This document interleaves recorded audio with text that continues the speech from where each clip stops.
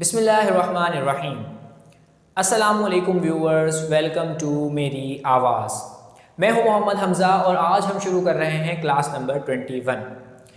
गुज़िश्ता class मतलब class number 20 में हमने टेंसेस के बारे में जाना कि टेंसेस बेसिकली होते कितने हैं। टेंसेस को हमने टाइम का नाम दिया और उस टाइम को हमने डिवाइड किया 3 पार्ट्स में, यानी प्रेजेंट जो आपका चल रहा है हाल, पास्ट यानी जो आपका गुजर गया माजी, और फ्यूचर यानी मुस्तकबिल जो अब आएगा। इन 3 टाइम को हमने टेंसेस का नाम दिया।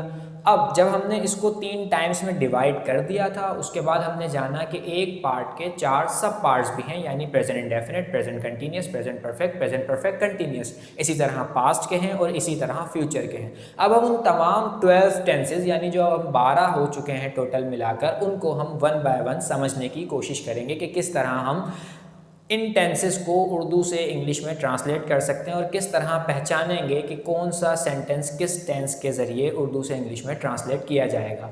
तो आज जो हमारा फर्स्ट टॉपिक है वो है प्रेजेंट इंडेफिनिट, जिसको हम प्रेजेंट सिंपल भी कहते हैं, यानी कि उर्दू में हाल सादा। जब हम हाल सादा की बात कर रहे हैं तो सबसे पहले हमें ये जानना है कि हम किस तरह इस टेंस को पहचान सकते हैं कि ये प्रेजेंट इंडेफिनिट का सेंटेंस है। उसके लिए हमें जिस साइन की ज़रूरत है वो है ता है, ती है, ते है। यानी जब किसी भी उर्दू जुमले के आखिर में ता है, ती है, ते है आ जाए तो हम ये बात समझ जाएंगे कि ये प्रेजेंट इंडेफिनिट यानी प्रेजेंट सिंपल का टेंस है। इसको हम प्रेजेंट इंडेफिनिट के फॉर्मूले से उर्दू से इंग्लिश में ट्रांसलेट करेंगे, क्योंकि हम ये बात पहले ही बहुत बार डिस्कस कर चुके हैं कि जब भी हम किसी सेंटेंस को उर्दू से इंग्लिश में ट्रांसलेट कर रहे होंगे या करेंगे तो हमें उस जुमले का आखिर यानी एंड देखना है और वो एंड हमें बताएगा कि ये कौन सा टेंस है, यहाँ पर कौन सा फॉर्मूला इस्तेमाल किया जाएगा।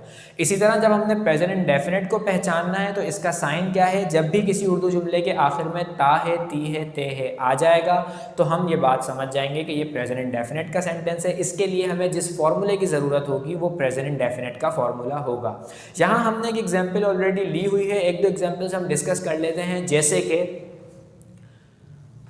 हम सुबह जल्दी उठते हैं, तुम रोज़ाना वर्जिश करते हो, वो चाय पीती है, हम घर देर से आते हैं। मतलब अब ये जितने भी सेंटेंस हमने यहाँ पर एज ए एग्जाम्पल बोले, उन तमाम सेंटेंस के आखिर में एक साइन आपको नज़र ज़रूर आ रहा है कि उस तमाम सेंटेंस के आखिर में ता है, ती है, ते हैं मौजूद है। इसी तरह हमने यहाँ पर एग्जाम्पल ऑलरेडी ली हुई है, हम फिल्म देखते हैं। यहाँ पर साइन हमारे सामने मौजूद है, साइन आ गया, इसका मतलब ये प्रेजेंट इंडेफिनिट का सेंटेंस है। हम इसको ट्रांसलेट करने के लिए प्रेजेंट इंडेफिनिट के फॉर्मूले की मदद लेंगे, हेल्प लेंगे। तो वो फॉर्मूला क्या है, सबसे पहले फॉर्मूला जान लें। सब्जेक्ट प्लस वर्ब की फर्स्ट फॉर्म विद एस या फिर ई एस। अब ये एस या ई एस क्या है यह भी आपको बाद में पता चलेगा, इसका इस्तेमाल किस तरह से करते हैं ये भी आपको बाद में बताया जाएगा। प्लस ऑब्जेक्ट, यानी प्रेजेंट इंडेफिनिट के फॉर्मूले में सिर्फ 3 चीज़ों का इस्तेमाल है, वो है सब्जेक्ट प्लस वर्ब की फर्स्ट फॉर्म और फिर ऑब्जेक्ट। नेगेटिव बनाने के लिए इसमें थोड़ी सी चेंजिंग है, सब्जेक्ट प्लस डू या फिर डस को एज अ हेल्पिंग वर्ब हम यहाँ पर यूज़ करेंगे, डू या फिर डज नॉट। अब डू कहाँ इस्तेमाल किया जाएगा और डस कहाँ, ये भी आपको आगे पता चलेगा। Plus verb plus object. इसी तरह इंट्रोगेटिव यानी सवालिया जुमला बनाने के लिए डू या फिर डस का इस्तेमाल करेंगे as a helping verb, subject से पहले, फिर subject plus verb plus object. तो ये एक आसान सा फॉर्मूला है प्रेजेंट इंडेफिनिट के सेंटेंसेस को उर्दू से इंग्लिश में ट्रांसलेट करने के लिए। अब जो हमारी एग्जाम्पल है हम उसको ट्रांसलेट करके देखते हैं कि किस तरह हम इसको उर्दू से इंग्लिश में ट्रांसलेट कर सकते हैं। हम फिल्म देखते हैं, सबसे पहले सब्जेक्ट वी, फिर उसके बाद वर्ब की फर्स्ट फॉर्म यानी वॉच और फिर उसके बाद ऑब्जेक्ट यानी a film. We watch a film, इस तरह हमने इसको उर्दू से इंग्लिश में ट्रांसलेट कर लिया आसानी।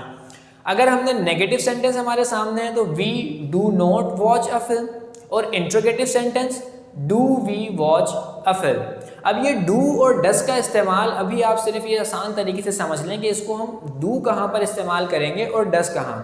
अगर आपने हैज़, हैव और हैड वाली वीडियो थोड़ा सा रिकॉल करें, उसको याद करें कि जब हमने हैज़, हैव और हैड वाले सेंटेंसेस बनाना सीखे तो उसमें एक पर्टिकुलर प्लेस पर हम हैज़ का इस्तेमाल करते हैं और एक पर्टिकुलर प्लेस पर हम हैव का इस्तेमाल करते हैं। इसी तरह जहां हम हैज़ का इस्तेमाल करते थे वहां हम डस का इस्तेमाल करेंगे अब, और जहां हम हैव का इस्तेमाल करते थे वहां हम डू का इस्तेमाल करेंगे। चार्ट भी आपके सामने मौजूद है और आसान समझ लीजिए इसको। आई, वी, यू, दे के साथ हम डू का इस्तेमाल करेंगे, और एनी प्लूरल यानी जब भी एक से ज़्यादा लोगों की हम बात कर रहे होंगे तो हम डू का इस्तेमाल करेंगे। डज, ही, शी, इट और एनी सिंगुलर यानी जब भी किसी एक शख्स की हम बात कर रहे होंगे तो वहाँ हम डज का इस्तेमाल करेंगे। डू और डस की कंफ्यूजन आई होप यहाँ तक क्लियर हो चुकी होगी बिल्कुल बआसानी कि हम कहाँ पर डू का इस्तेमाल कर सकते हैं और कहाँ डस का। इसी तरह हमने किया भी है, जैसे कि वी वॉच अ फिल्म, अब जब नेगेटिव बनाया तो we do not watch a film, do का इस्तेमाल किया हमने। ये देखें वी के साथ हम डू का इस्तेमाल करेंगे तो we do not watch a film. और जब हमने इंट्रोगेटिव सेंटेंस बनाया तो do we watch a film, हमने यहाँ पर हेल्पिंग वर्ब को सब्जेक्ट से पहले इस्तेमाल किया और लास्ट में क्वेश्चन मार्क इस्तेमाल किया। तो इस तरह हम उर्दू से इंग्लिश में ट्रांसलेट कर सकते हैं सेंटेंसेस को। अब जो सबसे ज़्यादा चीज़ परेशान करती है, जो सबसे ज़्यादा कन्फ्यूजन क्रिएट करती है चीज़ प्रेजेंट इंडेफिनिट के अंदर, जो सबसे ज़्यादा तंग करती है स्टूडेंट को, वो यही डू और डस का इस्तेमाल है या फिर इस वर्ब की फर्स्ट फॉर्म के साथ एस और ई एस का इस्तेमाल है। उस पर हम बात करेंगे अपनी नेक्स्ट वीडियो में, ताकि डिटेल के अंदर आपको समझाया जा सके कि डू कहाँ इस्तेमाल किया जाएगा, डस कहाँ इस्तेमाल किया जाएगा, और ये जो वर्ब की फर्स्ट फॉर्म के साथ हमने एस और ई एस का इजाफा लगाया है इसको हम किस तरह से यूज़ करेंगे अपने सेंटेंसेस के अंदर। आज अभी सिर्फ आप इतना समझ लीजिए कि हम प्रेजेंट इंडेफिनिट का साइन क्या है, ता है, ती है, ते हैं। किसी भी उर्दू जुमले के आखिर में जब ता है, ती है, ते हैं आ जाएगा तो वो प्रेजेंट इंडेफिनिट का सेंटेंस होगा।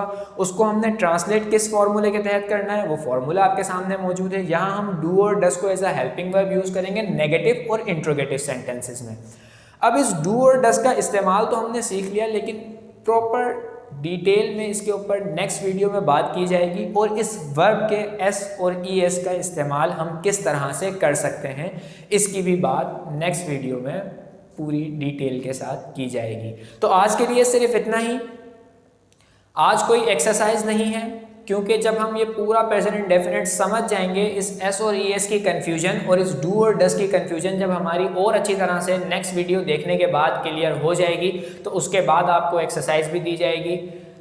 जाने से पहले वीडियो को ज़रूर लाइक कर लीजिएगा और शेयर करें ऐसे दोस्तों के साथ, ऐसे लोगों के साथ जो घर बैठे आसान तरीके से इंग्लिश लैंग्वेज सीखना चाहते हैं। Thank you so much for giving your precious time. अल्लाह हाफिज़।